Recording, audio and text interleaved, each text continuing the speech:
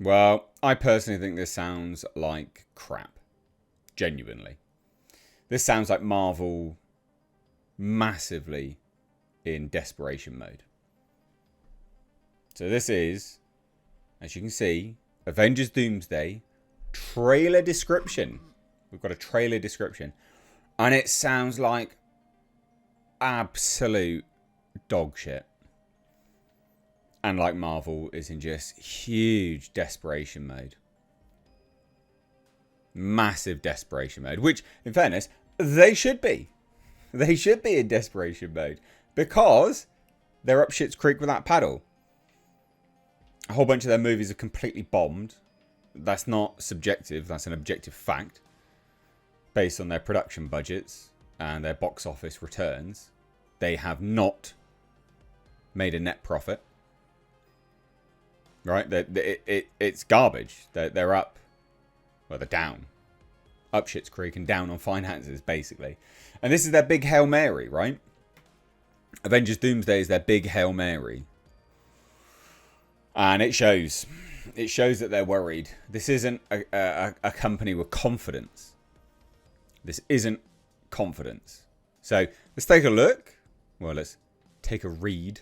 Well, yeah, take a look, I guess. At the trailer description. And we'll see what you guys think of it. See if you guys concur with my opinion. So, all of this comes to us from Film Threat. Chris Gore. And co-host.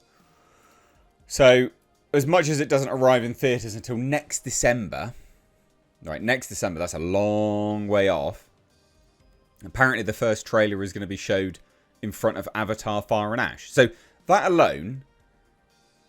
Before we even get to the trailer description, that alone is garbage. That alone shows like complete objective fear, I think. Not confidence. They got to take 12 months to try and build up hype. Yeah, that's not good. That's not good at all. I don't think so anyway. Do you? Let me know what you think down below. But I don't think that's confidence. I think that's projecting level of cowardice. Oh, no, not cowardice. Level of fear. That's bad. That's real bad. Anyway. So the article says, take it with a pinch of salt. Maybe, but who cares? Let's have a listen, shall we? So basically, there's going to be what we're going to see in the teaser. Doctor Doom, hint of Robert Downey Jr.'s take, things like that, right? So it says this, quote, this is Chris Gore. It says, the person who saw it said, it's not finished. Okay, that's fine. Cutting it close though, but that's the Marvel way it seems. It's not finished, but this person was surprised by the amount of footage they showed of Doom in action. This is not a teaser trailer. You're going to get not just a glimpse of Doom, you're going to get to see Doom. Now that, again, remember, they not only did they reveal that Robert Downey Jr. was going to be Doom, which is a weird thing to do. Like if the Marvel Cinematic Universe was in a healthy position, right? If they were in a healthy position, you wouldn't actually reveal Robert Downey Jr. playing Doom. You'd keep it as a secret because you know, hear me out, because you know people would be going to watch your movie. And if you knew people were going to watch your movie, you would leave that to be one of the twists. You'd be like, oh wow, it's Robert Downey Jr. Holy shit, he's playing Doom. Wow. You wouldn't reveal it. You just honestly, you just wouldn't. That's a spoiler. You wouldn't reveal it. So that alone is dumb. The fact that they're showing loads of footage of Doom. Oh, yeah. That's them in damage control. It's not a healthy brand. It's not a healthy brand at all. In true Marvel fashion, it's not a teaser trailer. Basically, like it's a full-on trailer. You're going to see lots of Doom, lots and lots and lots of Doom. Again, that's the thing that they're trying to pivot on. They're hinging, and this is why they're so going to fail.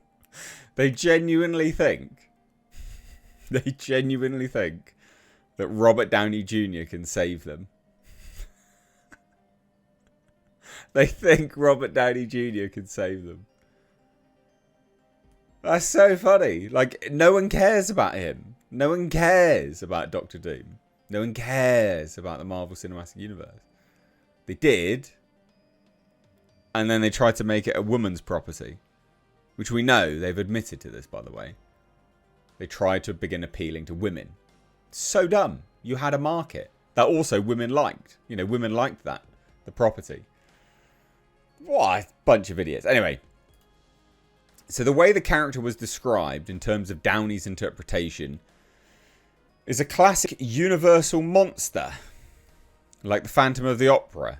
It's a tragic figure and a broken figure. And part of it is his armour. Doom must have the armour. Because he has a broken body. Scarred. He went full universal monster with the interpretation. He needs the suit to actually function.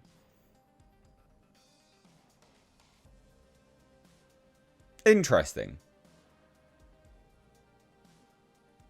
Very, very interesting. There's many different interpretations of Doom.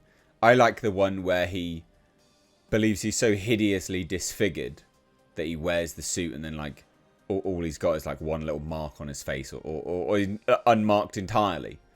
I like that version of Doom. This is a bit too... Well, this is them through and through, isn't it? This is Marvel through and through, where they give you a villain, but they actually try to make you like the villain. Oh, he's not actually that bad. No, mate, just give me a savage villain. Give me an awful person that believes his actions are great. They're much more compelling than these like tragic villain bollocks. God. So yeah, I mean, having the suit as a means to function, whatever. Sure, it is an interpretation of Doom, but I prefer the others. Despite arguing that showing so much of Doom was a desperate move, we'd argue that it's a smart way to get fans and regular moviegoers alike used to the idea of the character and Downey's interpretation. Whoever wrote this article was a retard, basically. It is absolutely desperate. It's objectively desperate. If you're showing lots of the character in the trailer, yeah, it's objectively desperate.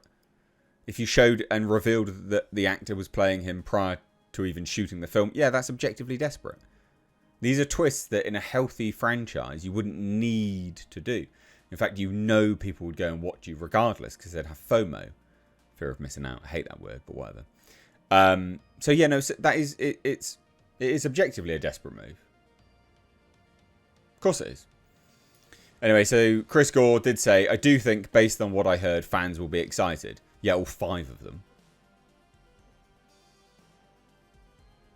All 5 of them.